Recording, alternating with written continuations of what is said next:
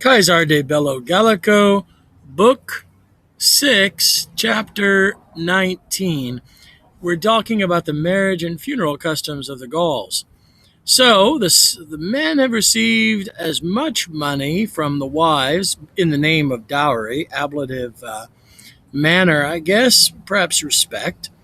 So much so, whatever they've received in dowry, so much so, ablative absolute clause, with an estimate having been made, they join with the dowry out of their own goods. So the wife comes with some money from her family, and the man has the same amount.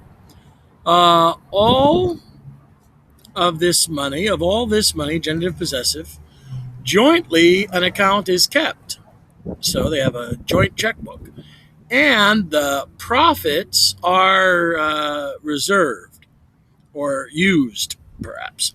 Which of them has remained in life, ablative of respect, part of both, part of both, with the profits of the previous time reverts to him. So whoever wins the lottery of life and outlives the other gets all the money.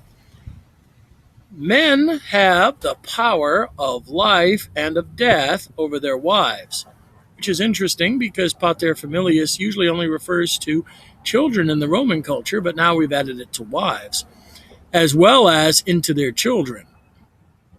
And when the pater familias, having been born in a illustrious family, has croaked, his relations assemble, and if the thing comes into suspicion about his death, they hold an examination about the wives.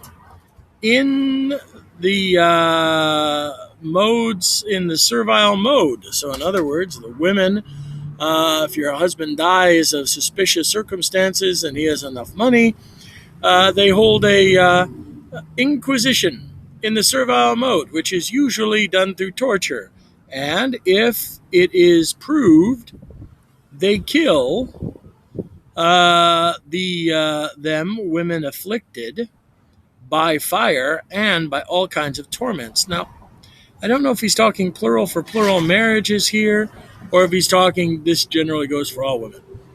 The funerals, for the sake of civilization of the Gauls, are magnificent for culture and costly, and all things which they judge to have been dear. This would be cordie dative, to the living, which they judge to have been for the heart of the living, to the living. So double dative of reference.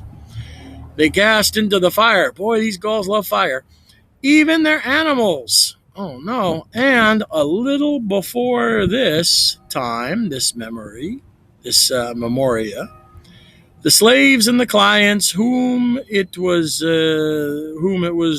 held to have been beloved by them were burnt together with them, with the appropriate funeral rites having been performed. So if you're rich in the Gallic life, they'll give you a nice funeral, which is similar to the Romans, but a little different. They'll burn up your animals, they'll burn up everything you like, and they'll even burn your slaves and clients. Shoot! So when you go to become a client for the Gauls, that's a terrible state of being. So very different from the Romans, where slaves were freed oftentimes and property was passed down.